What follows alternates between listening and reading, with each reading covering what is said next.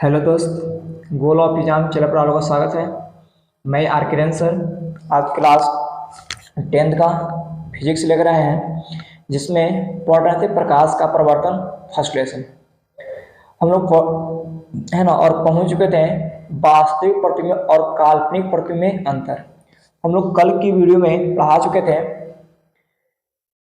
कि वास्तविक प्रतिबिंब और काल्पनिक प्रतिबिंब में अंतर क्या होते हैं, ठीक ना। आज हम लोग पढ़ेंगे, ध्यान दीजिएगा, प्रतिबिंब का विपरिवर्तन। आप लोग देख ही रहे होंगे, है ना, क्या पढ़ना है, प्रतिबिंब का विपरिवर्तन।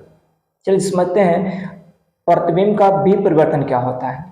परिभाषा है बाबू कि जब किसी वस्तु का प्रतिबिंब, कोई भी वस्तु लीजिएगा, है ना, उसका अगर प्रतिबिंब देखना है तो जब किसी वस्तु का प्रतिबिंब ऊपरी भाग का निचली भाग में तथा निचली भाग का ऊपरी भाग में बनता है, उसे कहते हैं, उसे क्या कहते हैं, प्रतिबिंब का विपरिवर्तन कहते हैं। तो आपसे पूछेगा कि बताइए बाबू प्रकाश का विपरिवर्तन, प्रतिबिंब का विपरिवर्तन क्या है। तब प्रतिबिंब का विपरिवर्तन है बाबू, जब प्रकाश, जब किसी वस्तु का प्रतिबिंब, आपसे पूछेगा कि वास्तविक,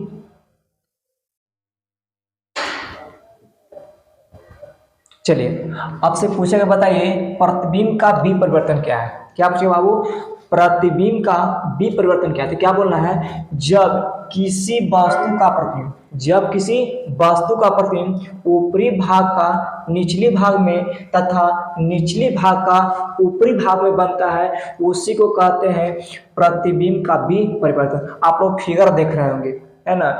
ये बाबू लड़का है मोहन, देखिए ये मोहन है।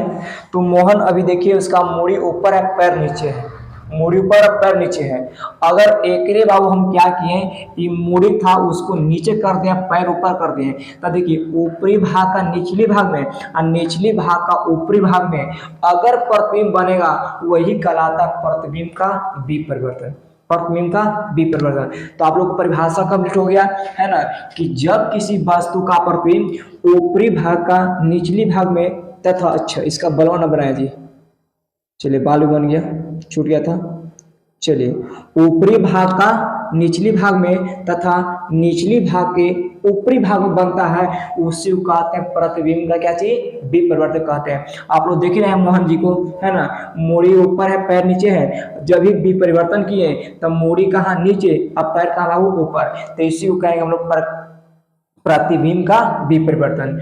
अगला है बाबू पार्श्व विपरिवर्तन, है ना। अगला क्या है, पार्श्व विपरिवर्तन। कहता है कि जब किसी वस्तु का प्रतिबिंब, जब किसी वस्तु का प्रतिबिंब दायां भाग का प्रतिबिंब बायां भाग में तथा बायां भाग का प्रतिबिंब दायां भाग में दिखाई देता है, उसी को कहते हैं पार्श्व विपरिवर्तन। क्या कहते हैं, पार्श्व विपरिवर्तन। आपसे पूछा है कि पार्श्व विपरिवर्तन क्या, क्या बोलना है, जब किसी वस्तु का प्रतिबिंब दायां भाग का बाएं भाग में तथा बाएं भाग का दाएं भाग में दिखता है, उसे क्या कहते हैं, पार्श्व विपरिवर्तन कहते हैं। जैसे P, देखिए P ऐसे दिखाई दे रहा है तो इधर दिखा रहा है, तो ये हमेशा क्या है, जो बाएं भाग वाला वो दाएं भाग में है, दाएं वाला क्या चीज, बाएं भाग में।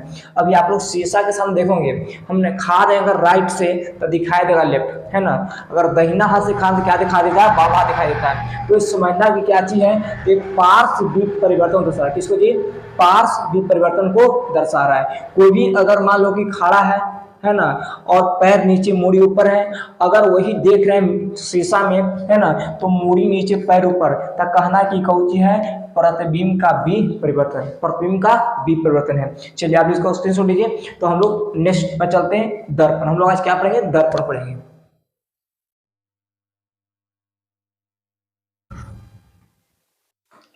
चलिए आगे देखते हैं दर्पण, है ना। देखिए दर्पण जिसको मिरर कहते हैं, दर्पण अगर देखा जाए तो जैसे आप लोग शीशा देखें ना, बस शीशा ही क्या है, दर्पण। आप लोग घरे ऐनक का प्रयोग किए हुए हैं, है ना, वही क्या है, दर्पण है। तो ध्यान देना, दर्पण क्या है, वह चिकनी और चमकीली सतह जिससे प्रकाश नियमित रूप से परावर्तित होती है, माने नियमित रूप से क्या हो सकता है, लौट सकता है, वही क्या कहलाएगा, दर्पण। परिभाषा याद कीजिएगा, वह चिकनी और चमकीली सतह, क्या बाबू, वह चिकनी और चमकीली सतह जिससे प्रकाश नियमित रूप से परावर्तित होती है उसे क्या कहते हैं, दर्पण कहते हैं। दर्पण कहते हैं। और दर्पण का एक भाग क्या होता है, रजती, याद हो रजतीत। रजतीत का मतलब होता है एक तरफ क्या होता है, कलई किया हुआ रहता है, पेंट किया हुआ रहता है, ठीक ना। आप देखिएगा शीशा लीजिएगा, एक भाग को क्या पेंट किया होगा, सिल्वर ब्रोमाइड से क्या करते उसको पेंट करते हैं, ध्यान देना। और दर्पण 3 प्रकार होता है, समतल दर्पण, गोलीय दर्पण और परवलिक, ध्यान दो, परवलिक दर्पण। क्या था, परवलिक दर्पण होता है। और गोलीय दर्पण 2 प्रकार के, एक अवतल दर्पण और दूसरा क्या होता है, उत्तल दर्पण होता है। तो ध्यान देना कि दर्पण क्या है, वह चिकनी और चमकीली सतह जिससे प्रकाश नियमित रूप से परावर्तित होती है उसे क्या कहते हैं, दर्पण कहते हैं।